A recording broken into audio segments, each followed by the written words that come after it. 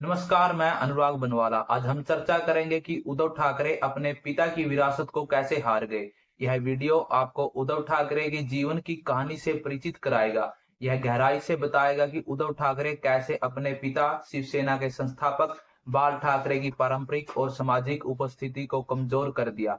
इस वीडियो में हम गहराई से आपको उद्धव ठाकरे के नेतृत्व को समझाएंगे, जिसमें उन्हें जन समर्थन और सत्ता से दूर किया। चलिए इस वीडियो के माध्यम से उद्धव ठाकरे के इस रोचक और महत्वपूर्ण बदलाव को देखेंगे और समझेंगे। बाल ठाकरे ने 19 जून 1966 को शिवसेना की स्थापना की थी। उन्होंने महाराष्ट्र के स्थानीय लोगों के अधिकारों के लिए शिवसेना की स्थापना की थी। पार्टी बनाने के लिए उन्होंने भूमिपुत्र का नारा दिया था। शिवसेना के गठन के समय बाल ठाकरे ने नारा दिया था कि 80% समाजकरण, 20% राजकारण, यानी 80% समाज सेवा और 20% राजनीति। 1970 के शुरुआती दिनों में पार्टी को काफी लोकप्रियता मिली। इस दौरान दूसरे राज्य, विशेष रूप से दक्षिण भारतीय लोगों पर महाराष्ट्र में काफी हमले हुए। 1970 के बाद शिवसेना का भूमिपुत्र का दावा कमजोर होने लगा। इस पर पार्टी ने हिंदुत्व के मुद्दे पर आगे बढ़ना शुरू कर दिया। पार्टी ने भाजपा के साथ 1989 में गठबंधन किया, जो कि 2019 तक जारी रहा। बीच में 2014 में एक बार यह गठबंधन टूटा, पर फिर दोबारा हो गया। 17 नवंबर 2012 को हृदय गति रुकने से बाल ठाकरे की मृत्यु हो गई। इसके बाद शिवसेना की कमान उनके बेटे उद्धव ठाकरे के हाथों में आ गई थी। 24 अक्टूबर को आए महाराष्ट्र विधानसभा के नतीजों में बीजेपी को 105, शिवसेना को 56 और एनसीपी को 54 और कांग्रेस को 44 सीटें मिली। इस तरह बीजेपी बहुमत से काफी दूर रह गई और इस मौके पर शिवसेना ने अपनी शर्तों को सामने रख दिया। शिवसेना 50-50 के फार्मूले तहत ढाई ढाई साल के लिए मुख्यमंत्री पद पर आ गई, लेकिन बीजेपी इस मांग पर बिल्कुल राजी नहीं हुई और इस मुद्दे पर दोनों पार्टियों की राहें एक बार फिर अलग हो गई। फिर उद्धव ठाकरे ने आगे चलकर महाविकास आघाड़ी, जिसे एमवीए के नाम से भी जाना जाता है, जो 2019 के महाराष्ट्र विधानसभा चुनाव के बाद उद्धव ठाकरे के नेतृत्व में बना है।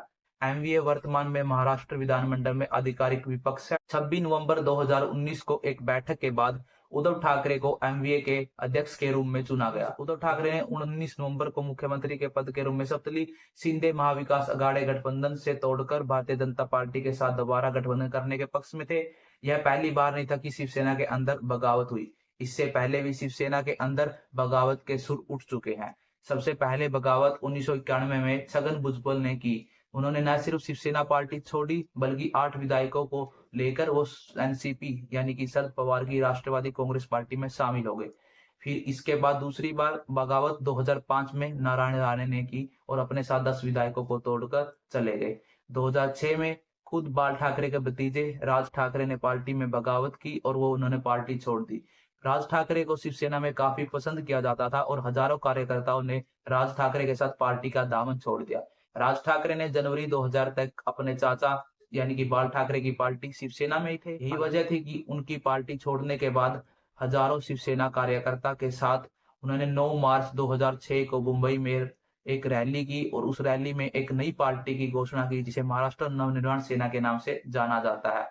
और बाल ठाकरे को वह अपने आदर्श मानते रहे। इन बगावत को संभालने में बाल ठाकरे कामयाब रहे थे, परंतु उद्धव ठाकरे एकनाथ शिंदे की बगावत को नहीं संभाल पाए और एकनाथ शिंदे एमवीए को तोड़कर भारतीय जनता पार्टी के साथ दोबारा गठबंधन बनाने के पक्ष में थे। उन्होंने वैचारिक मतभेदों और कांग्रेस पार्टी और एनसीपी के अनुचित व्यवहार के कारण उद्धव ठाकरे से एमवीए तोड़ने का अनुरोध किया। उनके साथ ही शिवसेना सदस्यों ने कहा कि उनकी शिकायतों को उद्धव ठाकरे ने नजरअंदाज कर दिया। उद्धव ने अपने ही शिवसेना सदस्यों के बजाय कांग्रेस पार्टी और एनसीपी का पक्ष लिया। शिंदे अपने अनुरोध के समर्थन में अपनी पार्टी के 2/3 सदस्यों को इकट्ठा करने में कामयाब रहे। संकट 21 जून 2022 को शुरू हुआ, जब शिंदे और महाविकास अघाड़ी गठबंधन के कई अन्य विधायक भाजपा शासित गुजरात राज्य के सूरत चले गए, जिससे गठबंधन में अराजकता आ गई। शिंदे के विद्रोह के परिणामस्वरूप उद्धव ठाकरे ने महाराष्ट्र के मुख्यमंत्री पद से इस्तीफा दे दिया और कहा कि वह महाराष्ट्र विधान परिषद से भी इस्तीफा दे देंगे। शिंदे ने सफलतापूर्वक भाजपा के साथ गठबंधन स्थापित किया और 20वें मुख्यमंत्री के रूप में शपथ ली, जबकि भारतीय जनता पार्टी के देवेंद्र फडणवीस उप मुख्यमंत्री बने। एकनाथ शिंदे ने सरकार स्थापित करने के बाद उद्धव ठाकरे की अनुमति के बिना शिवसेना के नाम और प्रतीकों का उपयोग करना शुरू कर दिया। उद्धव ठाकरे ने इस फैसले को सुप्रीम कोर्ट में चुनौती दी। उद्धव गुट ने इसे अदालतों में चुनौती दी, जिसे भारत के चुनाव आयोग में लाया गया। आयोग ने एकनाथ शिंदे के गुट को असली शिवसेना पार्टी के रूप में मान्यता दी, जिससे नेतृत्व विवाद समाप्त हो गया। चुनाव आयोग ने 2018 में उद्धव ठाकरे के नेतृत्व में शिवसेना पार्टी के संविधान में किए गए बदलावों को अलोकतांत्रिक पाया और संशोधन ने पार्टी के नियंत्रण को केंद्रित कर दिया। पार्टी पदों के लिए स्वतंत्र, निष्पक्ष और पारदर्शी चुनाव की अनुमति नहीं देने के लिए आलोचना की गई।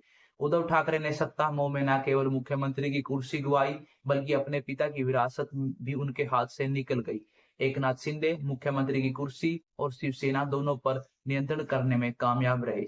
इसके बाद उद्धव ठाकरे ने 10 अक्टूबर 2022 को अपने अलग राजनीतिक दल का गठन किया, जिसका नाम शिवसेना उद्धव बालासाहेब ठाकरे रखा गया। दो गुट दो मैदान। महाराष्ट्र में उद्धव ठाकरे और एकनाथ शिंदे ने दशहरे के दिन अपना शक्ति प्रदर्शन किया। कभी एक पार्टी, एक विचार और एक मैदान के रूप में विख्यात रही शिवसेना की दशहरा रैली आज दो गुट दो मैदान और दो शक्ति प्रदर्शन में बदल चुकी थी। महाराष्ट्र में शिवसेना और मुख्यमंत्री एकनाथ शिंदे की अगुवाई वाली शिवसेना ने अपना अपना शक्ति प्रदर्शन किया। उद्धव ठाकरे ने दादर के विशाल शिवाजी पार्क में अपनी पार्टी की दशहरा रैली को संबोधित किया। लोकसभा चुनाव को देखते हुए दोनों रैलियां अहम थी। दोनों ही गुटों ने अपनी पूरी ताकत दशहरा रैली में लगा दी। अब देखना होगा कि आगामी चुनाव में कौन किस पर भारी पड़ेगा। यदि आगामी चुनाव में उद्धव ठाकरे जीत हासिल करने में कामयाब होते हैं, तो यह जनता के अंदर साफ संदेश चला जाएगा कि असली शिवसेना उद्धव ही हैं और वही बाला साहब की विरासत को आगे बढ़ाने का काम करेंगे। और एकनाथ शिंदे ने सिर्फ मौका और कुर्सी का फायदा देखा है और इसके अलावा कुछ नहीं। धन्यवाद।